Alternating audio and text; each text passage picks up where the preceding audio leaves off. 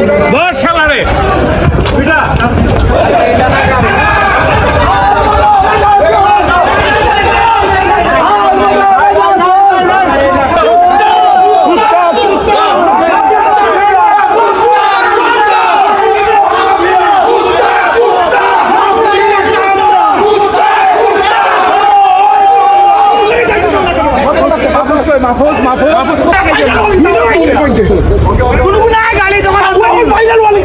আসসালামু আলাইকুম।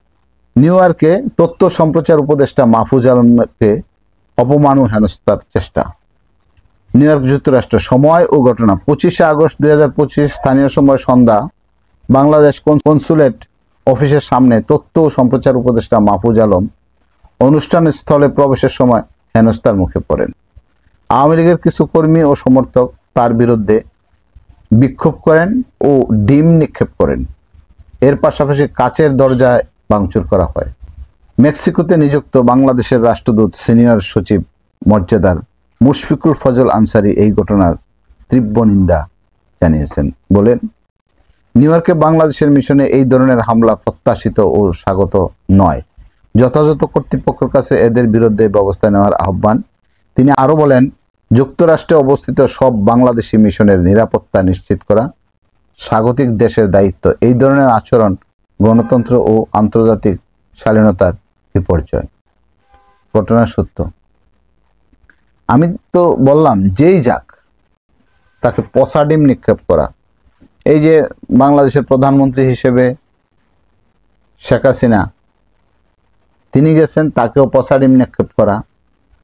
তারপরে এই যে মাহফুজ আলম, এখন তাকে প্রধান উপদেষ্টা গিয়েছিলেন কোন দেশে, চীনে বা জাপানে, ওইখানেও তাকে অপমান করা। এই জিনিসগুলি কিন্তু বাংলাদেশকে অপমান করা। আমরা আপনারা যে মনে করি যে না, তাকে অপমান করে দিছি, আমি সম্মানী হয়েছি, তা না। কিন্তু আপনারা সবাই সচেতন ব্যক্তি, সবাই সুশিক্ষিত ব্যক্তি, শিক্ষিত ব্যক্তি, মার্জিত ভদ্র। কিন্তু দেশকে এইভাবে অপমান করা, সে যেই হোক, তাকে তো উপদেষ্টা বা মন্ত্রী বা সচিব একটা প্রতিনিধিত্ব হিসেবে দায়িত্ব দেওয়া হয়েছে। তাকে অপমান করা, আপনি নিজে অপমানিত হওয়া, দেশকে অপমানিত করা। আপনি যেই দেশে যাবেন, আপনার নাম নিয়ে কিন্তু ডাকবে না, ডাকবে বাংলাদেশি। তো দেশকে কেন ভাই আমরা অপমান করব? দেশকে কেন আমরা ছোট করব? আমার পছন্দ না হইতে পারে একটা লোক, একটা ব্যক্তি আমার পছন্দ হয় না, তাকে আমি অপমান করার দরকার নেই। আমি তাকে ভালো বলবো না, মন্দ বলবো না।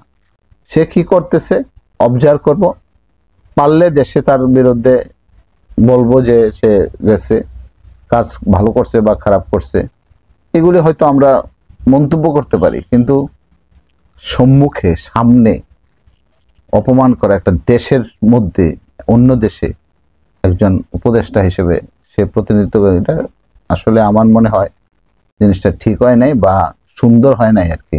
এটা দৃষ্টিকটু হয়েছে। হ্যাঁ, আশা করি আগামীতে আমরা এইভাবে একটু সচেতন হওয়ার চেষ্টা করব, নিজের মান ইজ্জতকে রাখার চেষ্টা করব। ধন্যবাদ।